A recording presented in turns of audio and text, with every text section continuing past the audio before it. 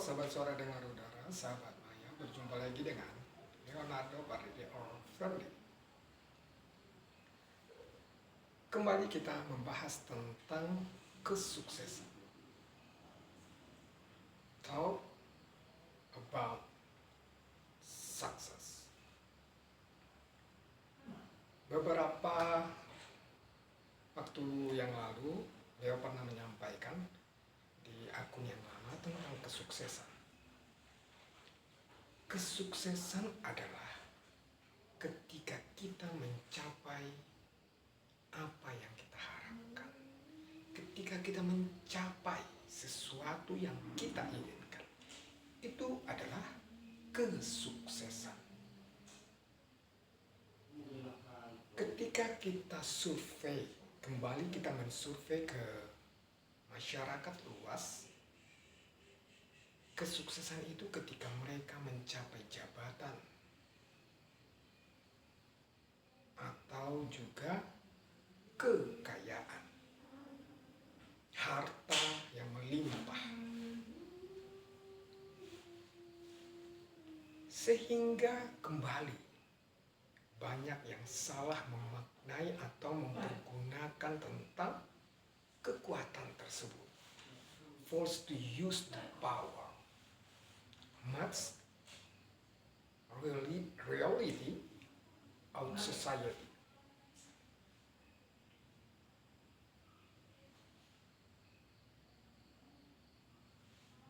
Lingkungan pendidikan menjadi gelap oleh oknum-oknum guru yang tidak memiliki integritas. Mereka sukses, mereka berhasil mencapai kedudukan mereka sebagai ASN atau guru. Tetapi mereka tidak menunjukkan kedisiplinan diri tersebut, baik di hadapan publik dan siswa-siswi mereka.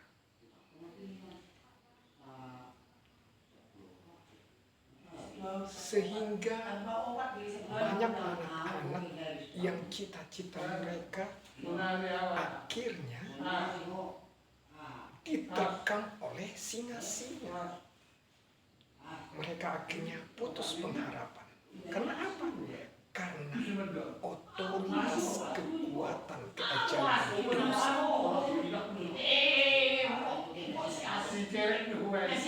Mereka sesungguhnya memiliki potensi yang luar biasa. Much our society, the little society, have good potensi in soft mind.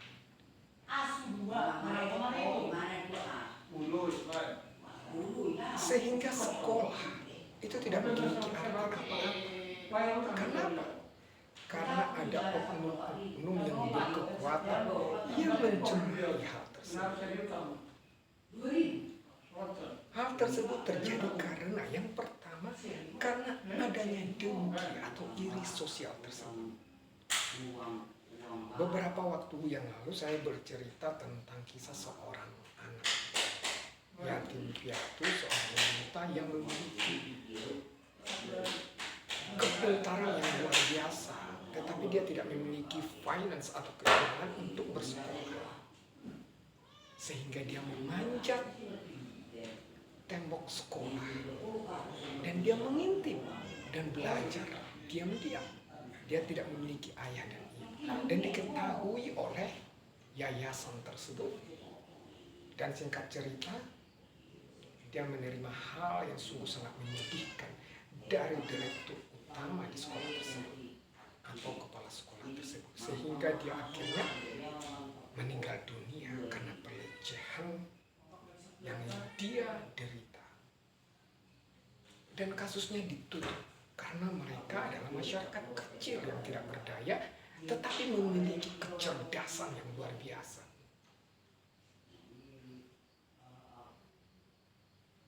Hal itu tidak terjadi di lain waktu ketika kita sebagai pemilik kekuatan tersebut tidak melakukan zolim tersebut.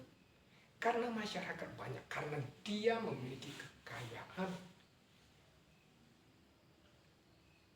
Sehingga bisa membeli segala sesuatu menurut benaknya. Salah, dan salah mempergunakan kekuatan tersebut, kekayaan tersebut. Begitu banyak cerita, begitu banyak berita tentang hal-hal demikian.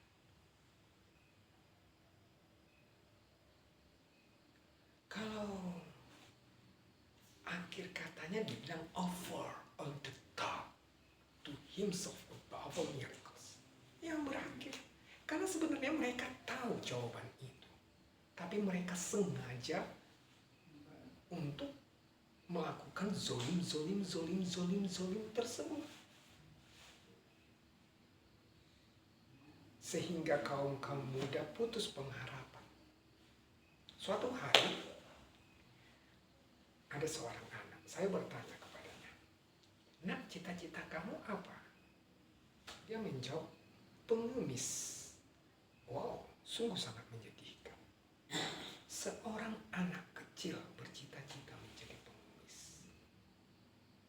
Di satu sisi, saya berpikir seperti ini. Anak ini mungkin sudah melihat akun saya. Mungkin dia melihat saya miskin dalam keadaan tersebut.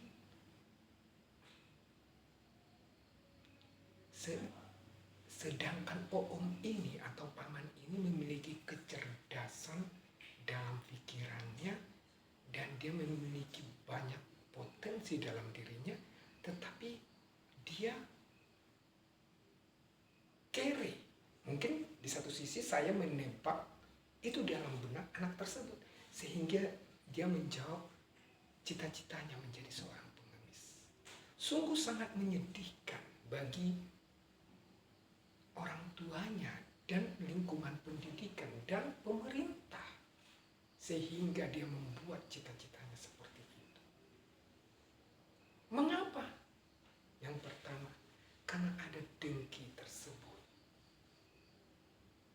Karena beberapa puluh tahun yang lalu banyak siaran-siaran televisi swasta mengadakan event-event yang dimana hadiahnya ratusan juta rupiah, sehingga banyak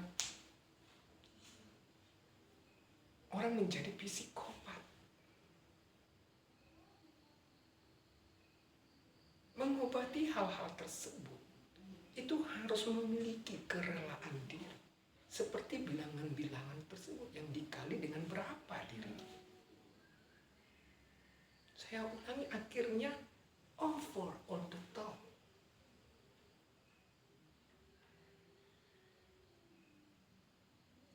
Akhirnya sekolah itu tidak memiliki makna.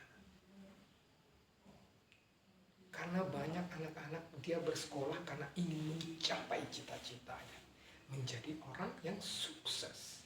Kalau saya memang tidak sukses, walaupun di Facebook akun saya itu saya seorang rektor, dokter psikolog, tapi cita-cita saya tidak itu. Cukup saya dan dia yang tahu apa cita-cita saya. Cita-cita saya memang tidak tercapai. Walau kata pepatah, orang bijak adalah orang yang berjalan tidak menurut nasihat orang gagal. Di satu sisi saya gagal karena saya tidak berhasil mencapai cita-cita saya.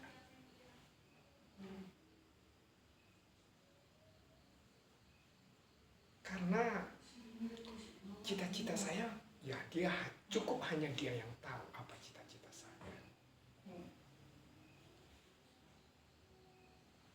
Dia sebagai sumber kehidupan, cukup dia dan saya yang tahu. Dan beberapa waktu yang lalu saya melihat tayangan-tayangan tentang pendidikan, di mana ada banyak anak-anak yang memiliki cita-cita mereka yang begitu sangat-sangat sederhana. Tetapi cita-cita itu kandas oleh peranan-peranan kuasa keajaiban dosa. Iri sosial kepada anak sendiri. Iri sosial kepada tetangga. Iri sosial kepada saudara sendiri. Iri sosial kepada teman. Sehingga terjadi penyabotasian, segala macam bentuk kriminal di dalamnya. Bahkan otoritas keajaiban sumber kehidupan itu menjadi ikut serta ambil andil untuk menggagalkan cita-cita mereka yang sederhana itu. Cukup sangat menyedihkan. Walau cita-cita saya tidak tercapai, tetapi saya berhasil di lain sisi. Karena saya sebagai dokter psikolog atau psikis, saya berhasil menegur dia sebagai sumber kehidupan di dalam segala dosa, memberikan upahnya sesuai dengan keinginannya. Di satu sisi saya berhasil, saya bangga.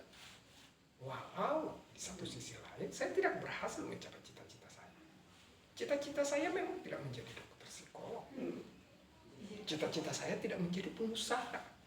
Cita-cita saya tidak menjadi rektor. Cita-cita saya tidak menjadi pendeta. Tetapi di sisi lain, saya menjadi pribadi yang sukses. Berani melawan kuasa keajaiban dosa. Sukses. Seperti kisah Yesus. Beberapa tahun yang lalu saya bilang, Yesus memang pribadi yang sukses. Di mana cita-cita dia menjadi pribadi yang hina. Mati di kayu salib, menerima hinaan, menerima kutukan. Itu cita-cita Yesus. Dia sukses mencapai cita-citanya. Tetapi kalau masyarakat pasti tidak ada menginginkan hal tersebut. Kalau ada di lingkungan kita, anak menginginkan hal tersebut, maka kita harus wanti-wanti. Siapakah dia? Harus kita selidiki. Untuk menjadi seorang leader atau pemimpin atau menjadi seorang ayah dan ibu, kita harus tahu perkembangan yang pertama perkembangan psikis mereka, yang kedua perkembangan fisik mereka. Kita harus mengetahui hal tersebut. Jangan ada lost contact atau miskomunikasi kepada anak-anak kita, karena itu cukup berbahaya juga. Di satu sisi bagi mereka yang smart, mereka akan bisa mencerna itu menjadi sesuatu yang baik dalam pikiran mereka. Tetapi bagi mereka yang lemah secara pola pikir, itu cukup berbahaya. Dan segala sesuatu yang over, berlebihan, itu bahaya. Overprotective, that is danger.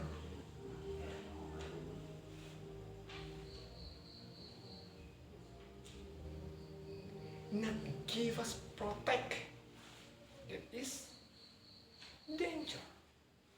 All in balance of truth. Semuanya harus di dalam neraca yang seimbang. Kalau kita tidak memiliki keseimbangan itu kembali ke dalam setiap diri anak-anak tersebut. Bagaimana menyikapi? Seperti yang saya utarakan beberapa waktu yang lalu. Semuanya kembali ke mindset, pola pikir untuk menyikapi banyak hal.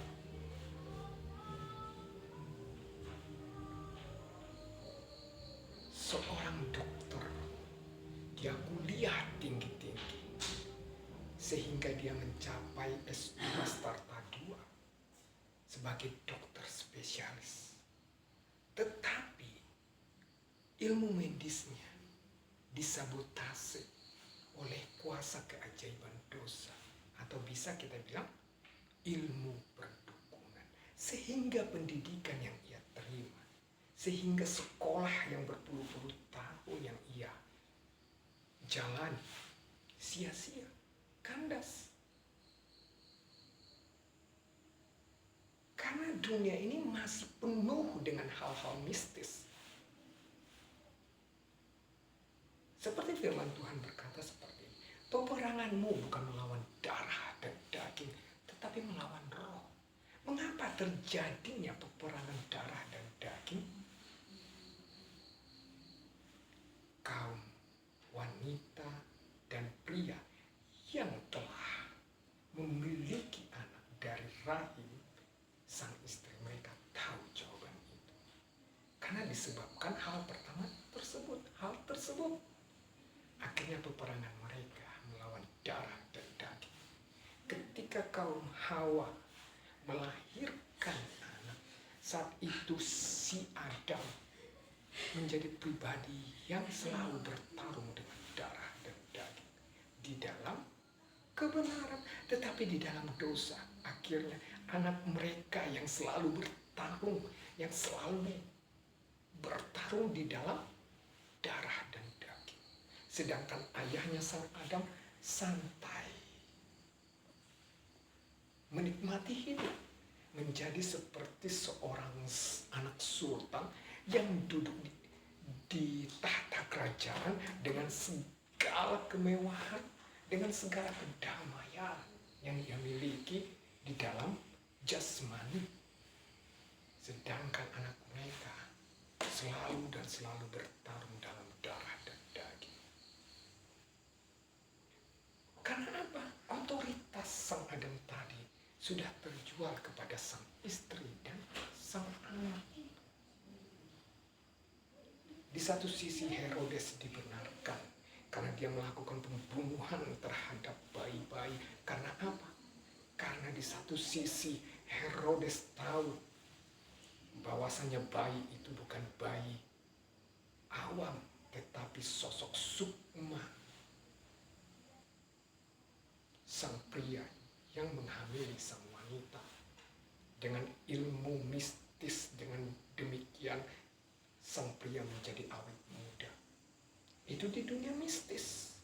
Itu terjadi. Sehingga banyak wanita-wanita menjadi korban.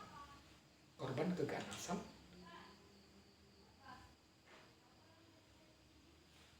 Sihir dosa tersebut. Mereka mencari tumbal dan tumbal. Kebanyakan tumbal mereka itu anak-anak di bawah umur. Khususnya kaum wanita.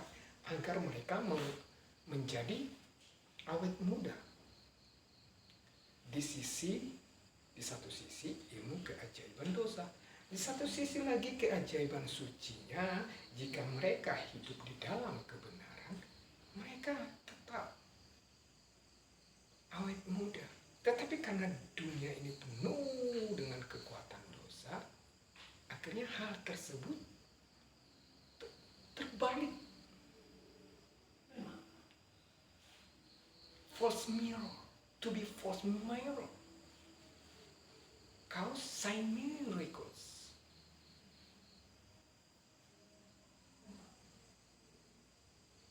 Untuk itu sahabat suara dengar udara, kembali kita merenung. Ingat 5M. Yang pertama,